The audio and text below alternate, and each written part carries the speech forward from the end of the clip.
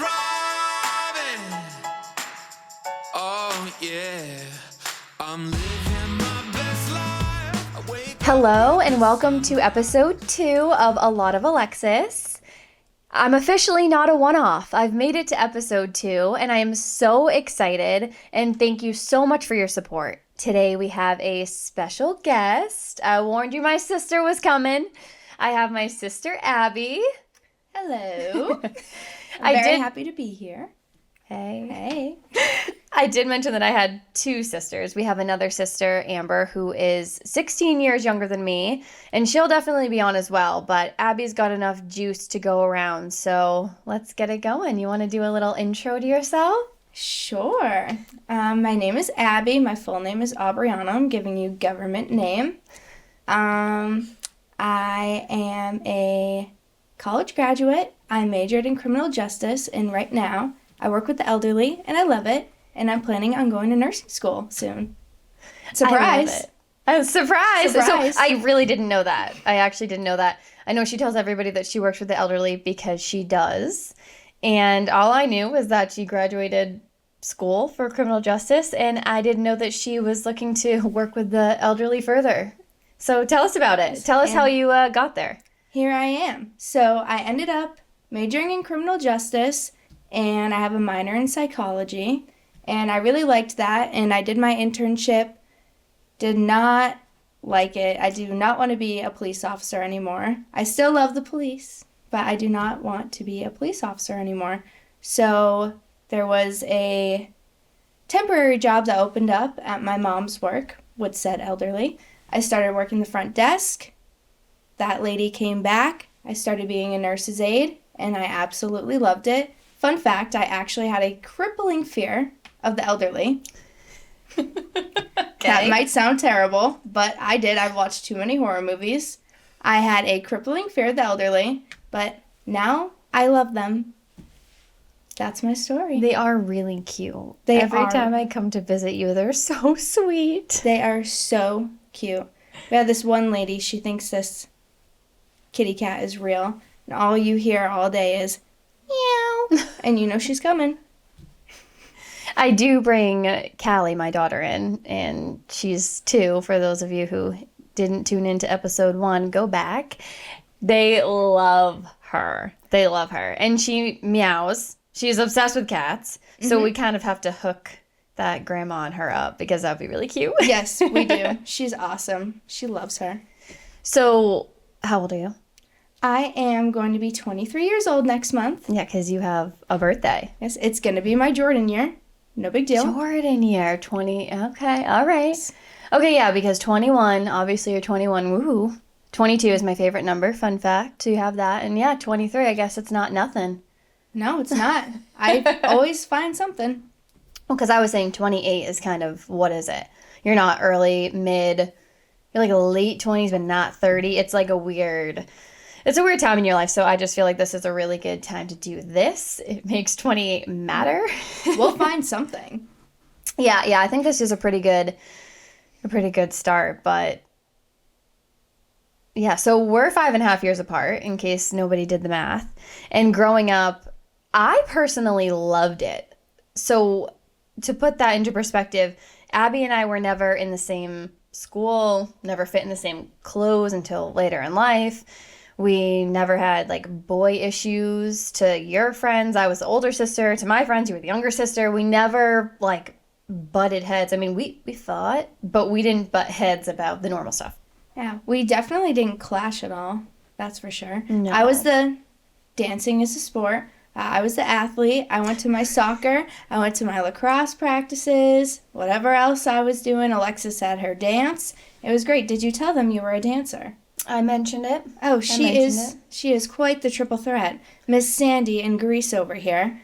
Maybe you're the one that I want you later. Did that. That's actually how Matt, my husband, and I got into dating, because the Grease show where I was Sandy was on Valentine's Day, and I was in trouble with Mom, so she wasn't going to let me go to dinner with the cast, and she loved Matt, obviously, you know this, so I texted Matt and I was like, hey, can you take me out to dinner? Because I want to do something. I'm in trouble. I don't want to go home. So it wasn't even meant to be a date, is the point.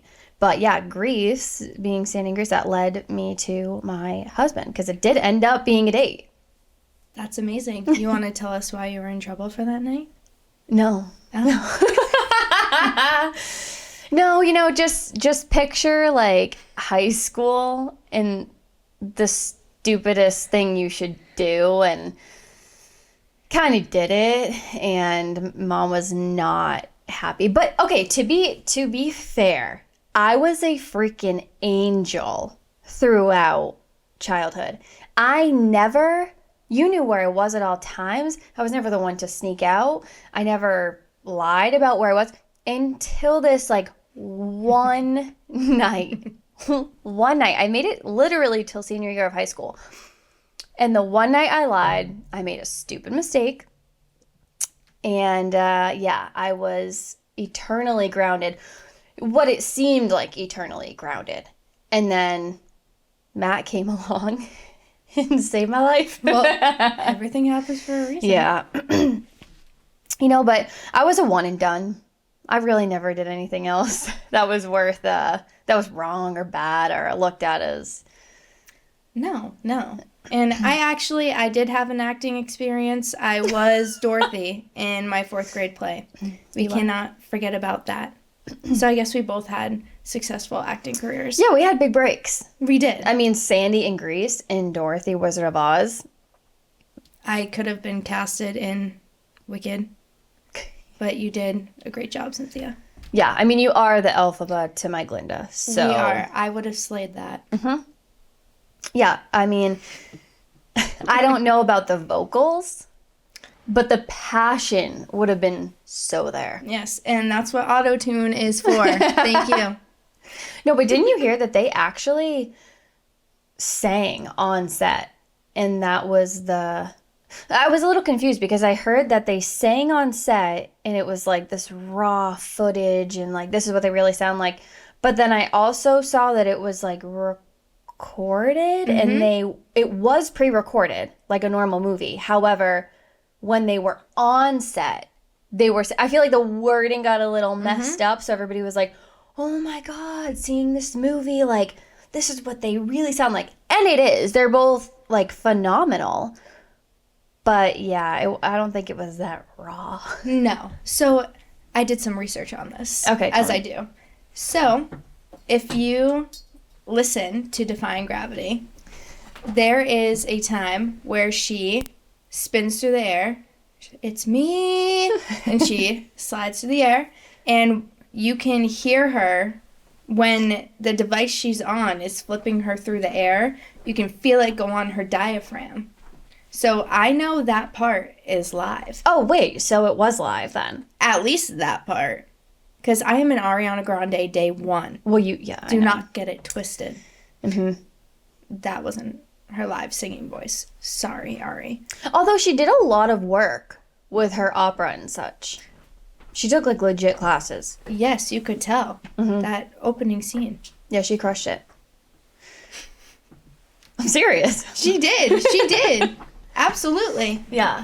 I have to say, though, even though we're not that far apart in age, we also had, we were always in such different stages of life. But the one thing we stuck together on was, our movies and, interests with that. Absolutely.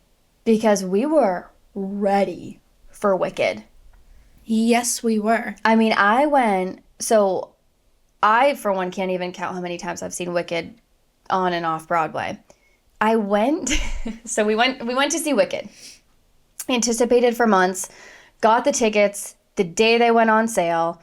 We went to Chunky's, and if you don't know, Chunky's is a place where you can have it all. You can get a cheaper movie ticket. You indulge in drinks and food, and I think the chairs are crazy comfy. Some people hate them. I mean, to each their own. I think they're comfy, and plus, if no one's in front of you, you can put your feet up. Right. There are loopholes. Yep. It is the ideal spot. Leave, because when you buy your tickets online, you can pick where you're sitting. So you can like strategically pick your tickets where you're like, I'm going to leave that seat open because who wants that one? And then you know it's your footrest. But yeah, it's great. So we're thinking, because all over social media, you see people going to the, whatever the premiere is, like before the premiere. Which I think was really rude that we were not invited. You know how much time and effort we spent our entire lives preparing for this moment, and we weren't invited to the premiere? I have a bone to pick with you, Cynthia. Also, the fact that you couldn't sing, which I understand. Okay, it's a whole thing. So we're getting our tickets, excited, whatever. We're like, what do we wear? Because we're seeing on social media all of these legit costumes that people are going in. So I'm thinking, I have this sweatshirt that has been sitting in my closet since I was 12 and saw Wicked for the first time on Broadway. So I can't not wear it. But because I am who I am, I had to make sure everybody else wasn't dressing up because I will not be the most underdressed in the room. This is correct. So I'm like, I'm wearing a sweatshirt. And obviously everybody's like, I'm sorry, you're not going to go like balls to the wall, Glinda. No, because this sweatshirt is such like a prized possession. So yeah, I mean, we're kind of big fans. I did wear that sweatshirt that I got when I was 12, the first time I saw Wicked of many. And I was okay with it. I was glad that they didn't let people sing in the movie theater. Oh, absolutely. I was sad I couldn't sing. I was frustrated that I don't think there's a need for a part 2. Sorry. I do not think there's a need for part 2. They could have added 20 more minutes to that movie and cut it. I know they were doing Act 1 and Act 2, but who really wants to sit through Act 2 after Defying Gravity? Okay, but I think you're forgetting the key songs that are in Act 2. Yeah.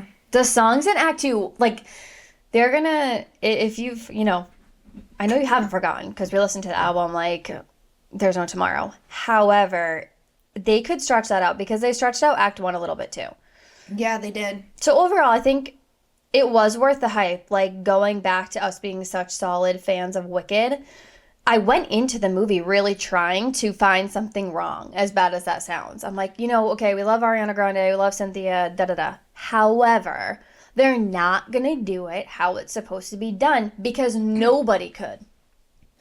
I sat there the entire time trying to, I don't know, maybe not trying to find something that didn't live up to my expectations, but expecting it to not live up to my expectations. And it did. I mean, it was perfect. It was perfect, but you're not wrong to go in thinking it's not going to be great because most remakes are terrible. In my opinion, most remakes are terrible. Like, you had going back to Grease. You had Grease 1, and then they made a sequel to it. It wasn't a remake, but it was a sequel. I understand. And I'm sorry, Grease 2 was awful. You can't go from Olivia Newton-John to... Was she in the second one? Oh, I don't actually know the answer to that because I don't think that I saw Grease 2. This is perfect though because this goes to my point. I plan to be disappointed. Great way to go through life. Highly recommend it. Yep. I feel like I was not interested. I promise we're not pessimistic. We're just very realistic. There's a difference. Yeah. Absolutely, there's a difference. You could start your day thinking, if I'm being pessimistic, this day is going to suck. If I'm being a realist, I could also say, this day is going to suck. But not because I think it is destined to suck. Do you understand? Because you just know. Yeah. I need to be ready. You know you're going to see some people throughout your day. Sometimes. And it's not going to be pretty.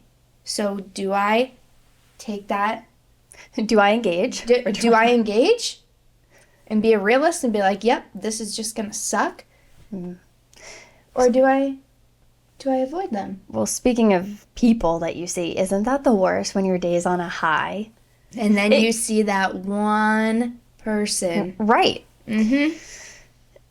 And you can be pessimistic or realistic. No, I feel like if you're if you're out and you see somebody, it could be for better or for worse, right? Even if you see somebody that you like and you're trying to get stuff done and you're on a schedule, you don't want to be talking to that person, even if they're the person that you love to see.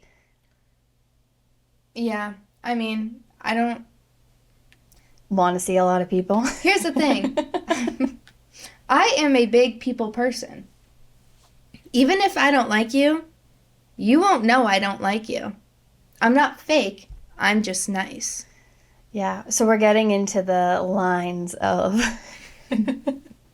fake versus what? Fake versus, Like just being a genuinely a nice person. yes. Yeah. Like, just because I don't like you, I don't want to make you feel bad as a person. I'm going to be nice to you, but I'm not going to try to stay too long. But that's my thing. I get wrapped up and end up staying too long. And then it's like word vomit. Well, we're talkers. We are. Whether I like you or not, you're getting word vomit. But I'll give an example. I don't know if they're listening or not. But I went to a yoga class a couple weeks ago. Oh, God. In a yoga class, you're zenning. You're finding your center. I felt so good walking in. I was like ready. But I walk in and I see somebody that I don't want to see. And it's not a very big studio. You're kind of stuck. This was in the lobby, so, I didn't have a second to readjust because I walked in, the person was there, and we have not the best history. So I'm looking, and it's that awkward where you're like, please don't make eye contact. Like, please don't make eye contact. Just, I didn't see you, you didn't see me. Like, let's just go on like we don't know each other. But we made eye contact. Oh, and now you're in for it. Now I'm in for it. Mm-hmm. Yeah. And is this one of those places that once you're there, you can't leave or you can't come back? Okay, so this was in the lobby. So at least if I made it to the studio, because the studio, once you're in, it's like a one and done thing, which I can understand because, like I said, people are zenning. However, in the lobby, it's free roaming. Everybody. Yeah. So, you're crisscross, you're passing people. Oh, I'm leaving, you're going, whatever. No, we had time to spare before the class started. People were lingering in the lobby. We were ready to go. And so, so that person walks in. Hi, how are you? That was me. Not the person. Hi, how are you? Nope, like that was me. Why did that come out of my mouth? The hi. You done messed up. Yeah, I messed up. So it was like that really awkward, 30-second interaction where I was close with this person and we're not close anymore. We don't talk. I don't unfollow very many people. And so she was someone that I've unfollowed since not talking. Yeah. And it was like, congratulations on life. It was that weird. And you want to say you too, because I genuinely do want the best for everybody. But you have no idea what's going on in her life. But I have no idea. Abby, she was pregnant. You don't care to know. No. But then what if you didn't know she was pregnant? Oh, congratulations. What if she was... Right, because that's a whole thing too, never... since the Blake Lively, we can get into that too. But God forbid you accuse someone of having a bump when they don't have a bump. So, and I wasn't going to be like, oh, hey, look at that. Look at your belly. Like, look at that bump. I already don't know what to say. So I'm not going to go there. And it was a very short interaction, to be fair. Overall, I'm not a mean person to everybody listening. I really genuinely want the best for people, but there are those, I can count them on one hand, maybe two.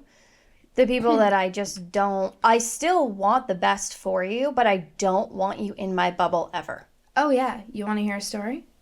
Duh, that's why you're here. So, I think 2 Augusts ago, I go and see one of my really good friends, who's also named Abby.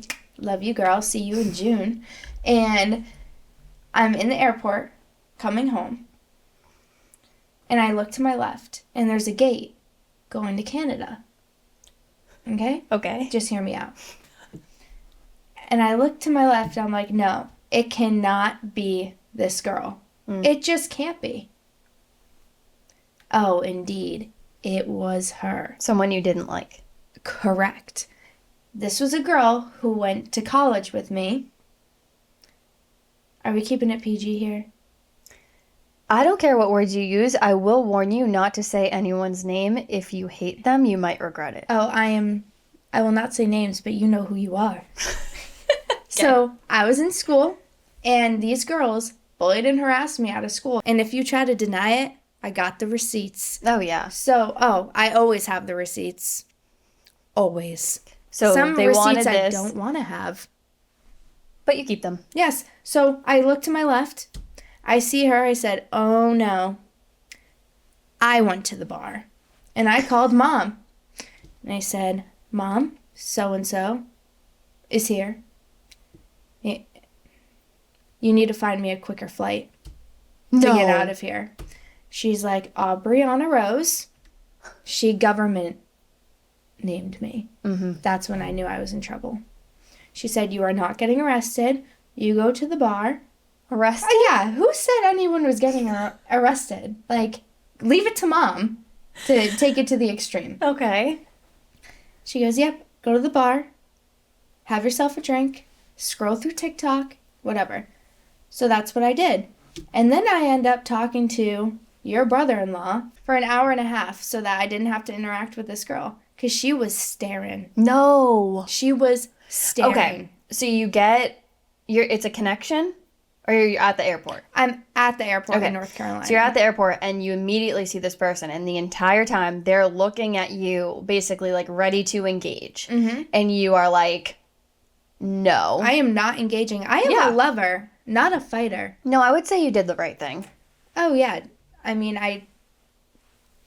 and after Mother's advice, I could have said something, but I would like to shout out Pat, because if it weren't for him, The brother-in-law. the brother-in-law, if it weren't for him, who knows where I would be today? Yeah, I feel like given the weight of the situation that happened with the bullying, there's no reason to have any words. You okay? Everything is great. Yeah, no reason to have words whatsoever. No, that's not who I am. You know, if somebody starts a fight, Fight. bring it on. I love how it escalates Verbally? to fight and arrested. Here's the thing. Verbally, I'm winning every time. Yeah. Physically, I'm not a fighter. However, something could come over me. Yeah, fight or flight. Exactly. You could take care. I thrive in chaos. Yeah. Clearly. My whole life is chaos. Yeah, I did a little tease to that, so it is chaos. But it's like we've made the chaos so beautiful. Our life Absolutely. has been wild. Mm-hmm. We missed out on a huge part of each other's lives, which Oh, we can yeah. totally get into. And we're still thriving as sisters, despite all odds. So, I mean, I'm happy. Cheers to cheers that. to that, sister. Love you. Love you. Yeah. We thrive in chaos. Mhm. And this is actually the calmest my life has ever been. When it should be kind of the most chaotic time of your life. You think about it, you're in your 20s. I feel like I'm having a quarter life crisis. I'm going to be 23 next month. I'm not doing anything with my degree. And I've decided I'm probably not doing anything with my degree. But, you know, all those lessons socially, academically that I got through college, I'm glad I went. I just wish I knew what I wanted to do back then. Well, a couple things on that. Don't you feel like when you're in school, they don't help you that much to find out what you want to do in life? They make it seem mandatory to go to college, and then once you're there, you'll figure it out. But you spend the first year, maybe two, doing all of these gen eds that might not help you find out what you want to do in life. Yeah, and then you have the people who take a gen ed in marketing, and then they're like, oh, I don't want to do accounting, I want to do marketing, and then they switch their major. But the thing with internships, you have to, I think every major, you have to do an internship in order to graduate. Okay. My internship wasn't until my senior year. Exactly. And right. I think that they should switch it to second semester sophomore year. So that you can... You're literally not even halfway through. You're not halfway through yet. You still have enough time to change what you want to do. My entire first year, I don't know if it's the way my advisor did it. Shout out to her because she was amazing. She helped me graduate early. It was amazing. But I got all my gen eds done my first year. And I went to college during COVID. Right. My freshman year was 2020, COVID prime time. And I played soccer and lacrosse at school. So I would literally sit in my dorm room, have Zoom classes, which you didn't really get anything from. Sleep through half of them. And then when they say your name, you're like, yep, I'm listening. I'm here. Did you have, like, your camera off? Oh, yeah. I was one of those people. Absolutely. But that was my freshman year of college. I would go to practice. We didn't have any games, and you'd wear a mask. You're 10 feet apart. That was my first year, my college experience, which kind of sucked. But it is what it is. Everything happens for a reason. You don't just learn academically in college. You learn how to problem solve. You have a lot of social growth. Yeah. You find your people. I think I talked to one person from college, and he will be a forever friend. Other than that, you learn how to, like, kind of... You're forced to literally live with people and merge lifestyles. I mean, going back to whether you go to college or not, I didn't have a choice. And it wasn't just from school. It was like, not necessarily mom, but it was this parent pressure of you're going to college. So I went to college for 2 years and I did not get even an associate's, and I left and did the trade of hairdressing that I am doing now, which, to your point, everything happens for a reason, and it does happen in the right time, because if I had graduated high school and went right to hair school, I would not have had the path that I had getting there. Right. So basically, I went to school for 2 years, which we can get into that whole thing too. So many layers to us. So many layers. But if I, almost 2 years into school, I saw a mutual friend that was a hairdresser at the salon that I used to get my nails done at. So I would be getting my nails done, peeking over the wall, because there was like this little half wall. So I'm getting my nails done, like peeking over the wall at all the hairdressers and all their cute outfits and like, them just having what looked like their best life and a life that I wanted. Yeah, their style, their flair, their everything. And I would just literally, my whole nail appointment, I'd be talking to my nail tech who I loved, and I would just peep over. So one of those hairdressers went to the same gym as Matt and I. And I pulled her aside when I was close, to the end of my college career. And I said all the questions. It was like a word vomit. Do you love what you do? Do you make enough money? Are you happy enough? Are you happy you did it? Did you go to college first? All of this stuff. I just bombarded her. And it was that conversation where I decided this is it. This is what I'm going to do, because I wanted to do it. Specifically, I wanted to do hair before I went to college. I can't say it was a passion of mine for forever, because through dance and everything, yeah, there was the hair and the makeup. I can't say I ever had this dying urge to like do other girls' hair, do other girls' makeup.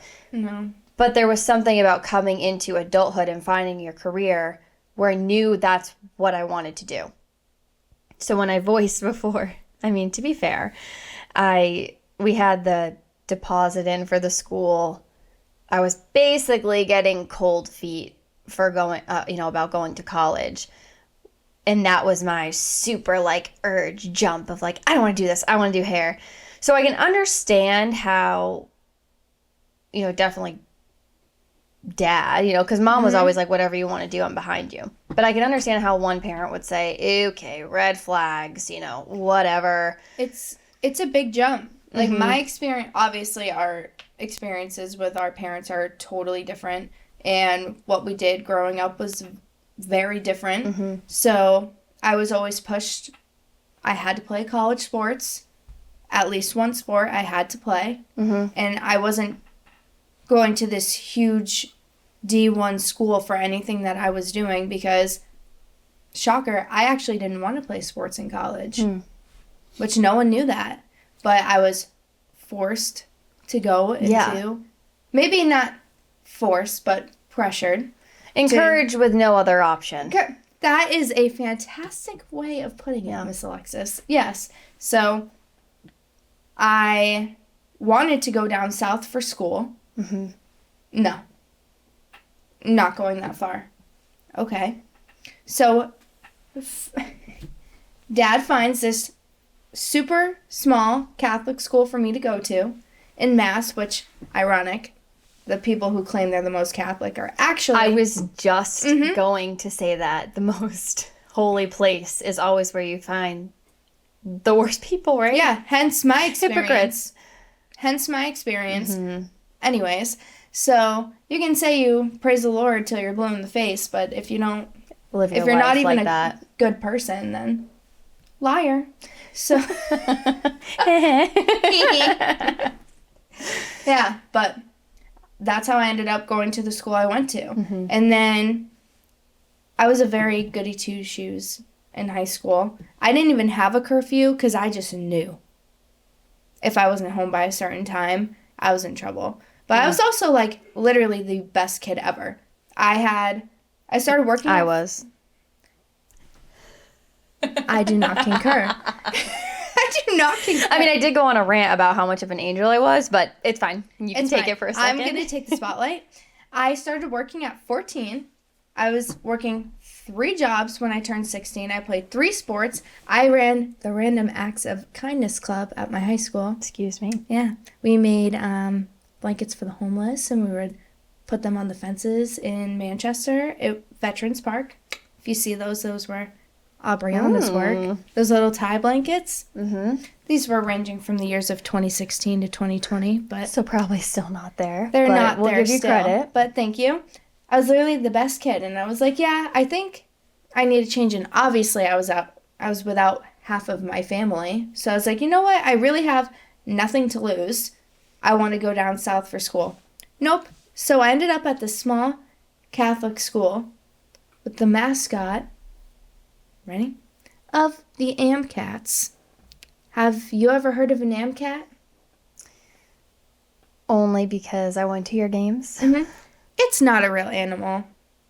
No. I'm not going to reveal where I went to college, actually. But it stands for the school's athletics. People do have Google. But, okay. There's so many AmCats. Yeah, right. Right. 2 elephants in the room. One is that we were both essentially, like you said, not forced, but strongly encouraged down a path that we maybe didn't want to go on by the same person. And the other elephant in the room, because we both touched upon it, is that Abby and I spent not most of our life, but a good chunk of our life not speaking. My primal years.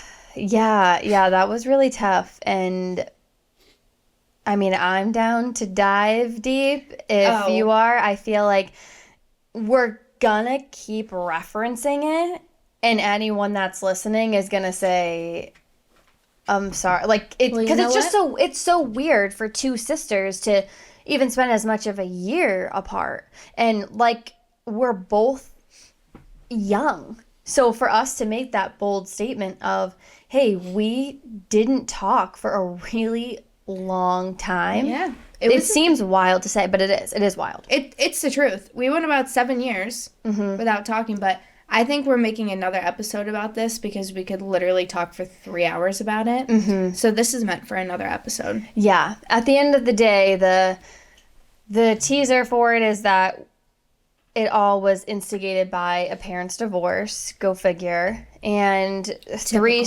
typical, 3 sisters.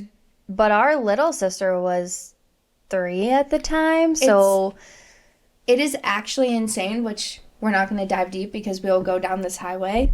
like it's life is a highway. But it is actually insane because I looked at our little sister the other day and I said, wow, you are the age that I was when mom and dad got divorced. And I just think it's so crazy.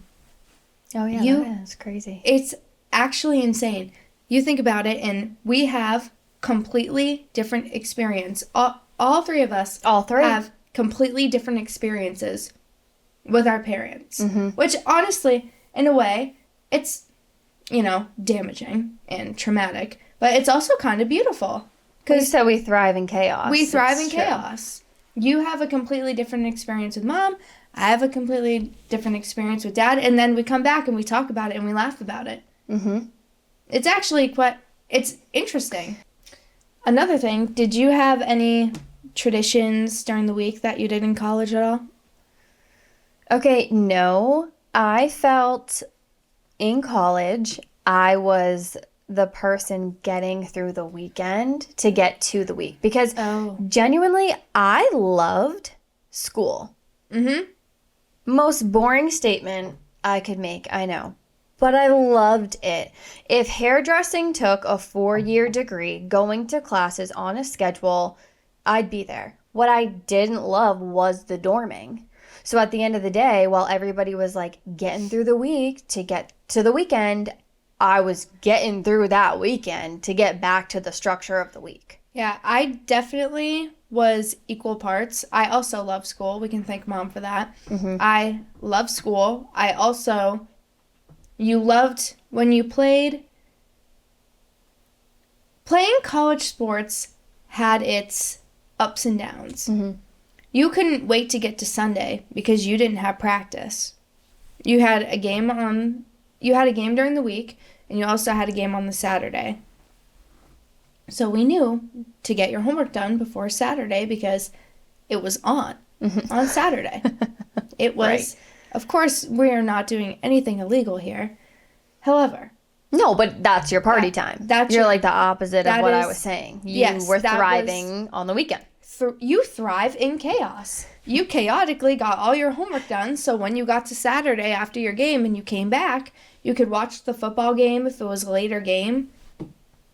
It was great. The only thing that sucked about it was I went to school locally, and so let's say you're in Mass, and then you have a game. Where was the farthest we went? You went far. Yeah, like hours away. Yeah, hours away. So it's not like high school when you have an away game. It's only 20 minutes away. Like some of these games you were driving at least 2.5 hours to. It was crazy. And then you come back and it's your entire Saturday. But then if you have an exam Monday, you go to bed and then you wake up Sunday and you study. So it just really depends. I don't really know where I was going with that. No, I understand where you're going. I think you're saying that being a college athlete it's like a job. Oh, it's a full-time job. And then I was actually talking to my roommate about this because she also played field hockey in college. And I was telling her about how crazy it is that working out and having that lifestyle was such a big part of my life for so long. And now it's not that I have a phobia of the gym. Right. But it was such a priority for me for so long. It had to be. And it was forced. And not that you had to look a certain way or anything like that. They didn't push that on you in college, but you needed to be able to run. And then you have these... Imagine me like a little freshman in college. A little freshman in college. And you have this big senior who's like 25 who's playing D3 soccer for fun and trying to push you. You don't want to get hurt. Right. So then you're forced. You have mandatory lifts. You wake up at 6 a.m. You have mandatory lifts. You go to class. You go to your other class. Maybe you have time to shower. You try to squeeze your homework in, and then you have practice later. But I feel like the way that you are obligated to work out will just make you look a certain way and feel a certain way. Absolutely. And you could lose your passion for it. So I think all of that leads to, you were so burnt out because of the schedule you were on that I think you finding a love for the gym again is going to be a journey. It is. And then I was somebody who played 2 sports. So while I was in one season, I was also going to meetings and going to other lifts for other sports. And then during the winter, in between the two, you have lifts for both. And if you don't show up, it's attendance. It's almost, I'm going to say, it's like very culty. Like, looking back on it now, sports was such a big part of my life for so long. I look back on it now, and I actually laugh. Like, that was really that important. I had COVID, then I got mono, to the point where I felt like my tonsils were jiggling every time Because you were overworked, I walked. you're saying. Yeah, I was overworked, and I was still, you don't get to sleep in during a 6 a.m. practice. They would have us practicing in 2 feet of snow. You would have to run through it. I still had to show up to the practice, no matter how sick you were, even to watch, which it teaches you, it builds your character. But also, looking back on it now, I laugh, like, I do feel you do that a lot, though, in life. You look back on things that felt so freaking important at the time. I did that a lot when it came to, like, high school and the stuff. Like, for you, it was college and sports and all that. For me, it was high school and the drama, no pun intended, like drama club and drama. And it was just like, that was your life. And I'm sure a lot of people feel this way when they're in school, but I felt like I couldn't see when I was in grade school, in college, I guess, past that. I couldn't see past it. I couldn't say to myself, if today doesn't go the way that you want it to within these 4 walls, your life's, not going to be ruined. I feel like there was just so much, like I was very like emotionally invested in those school years. And now being out of it and frankly seeing a lot of the people who were shit to me, treating me like shit all those years, where they are in their life. And again, I don't mean anybody ill will. I want everybody to thrive. Genuinely, I do. But what I've realized is important is the family, the friends, the people around you that love you and support you. I have my job. I have you back after all those years. I have a daughter. Like, I am so not... I can't believe that all of those years I felt like it was inescapable, any hardship that you felt. Absolutely, and who can blame you? No offense, but the town, I grew up in it for a little bit before I moved, but the town that we grew up in... Very political. It has they are a type of person. Yeah. Like, from my experience, sometimes I have some friends that I go out with every now and then, and here I am with the jet black hair, my black jeans, my pink sweater. You.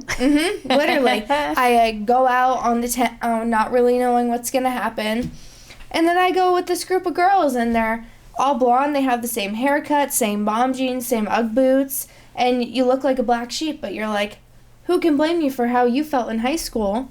I'm glad I didn't go to that high school. But who can blame you for feeling that way? There's a certain type of person from the town that we grew up in.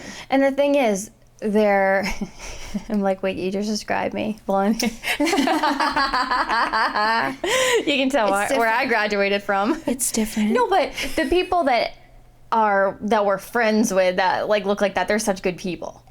But at the same time, I think what you're getting at is there's a stereotype. Yeah, I guess in every town, and you're like, oh, that's what I felt like I couldn't get past. That's whatever. But I will say I had.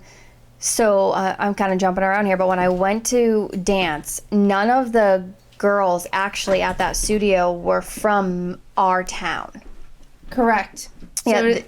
Yeah. So I, went to school with a set of people, and I went to dance with a set of people, and yeah, there were like awesome and not awesome in both groups.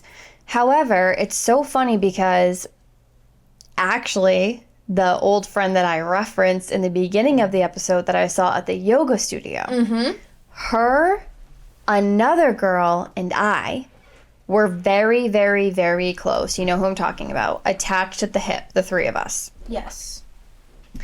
So there was no ill will. They were older than me, and they were from a different town. So they went to college, and I, just lost touch. No big deal. Later on in life, I reconnected with the person I was talking about in the beginning of the episode, okay? So when we started talking, and I said I saw the girl at the yoga studio, her and I rekindled. So that third friend, you following? Absolutely. She had talked so much crap about me to the yoga studio friend. So I hadn't like reconnected with the other girl yet. Just again, no ill will, just life. And this girl comes to me and she's like, yeah, so and so just was talking about you, and she wants nothing to do with you because you have the hair extensions and the lashes and the nails and whatever. I said, oh, well, I mean, that kind of sucks for her that she's that close-minded. But at the end of the day, she doesn't even know me. She knows me from when I was in high school.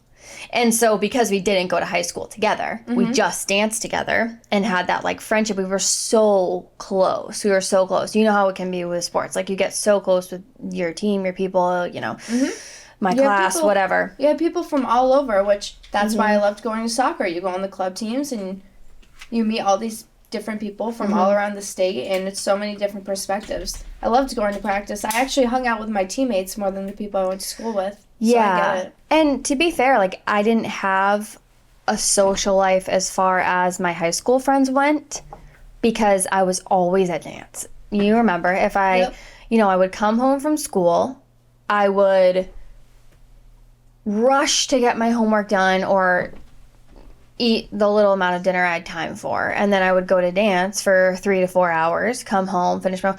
I didn't have the time, literally in the day, to hang out or go to football games or have those connections with the kids at school. So when I went to dance and, created that bond, it was so different. So yeah, fast forward all these years later...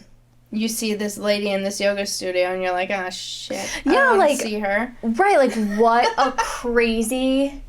Well, so, and I don't want to leave anyone hanging because, so there's these two friends. They were older than me. They went to college. Reconnected with one. She told me about the other, talking about me when I hadn't talked to her in years. The other one. The other one. And then... the fallout that I had with this friend that I saw at the yoga studio, I fell into this, not trap, but we fell into this, she had a boyfriend and I had Matt. And so we all got so close, and this was during COVID. So Matt and I moved into a new apartment at the same time. They moved into a new apartment. We were so, like, literally so close. Bought stuff for apartments together, would have sleepovers. It was like we were adults, but it was like we were kids. So one night, we're talking about weddings and, the next progression. And I know exactly who you're talking about now. Oh, you did it before. I thought I knew who you were talking about, but you're on my shit list. Yeah, no. So we had this like crazy relationship where we were like so close, genuinely thought we'd be in each other's lives forever. And drinking can get the best of you sometimes and make you think or make you say things that you didn't mean to say.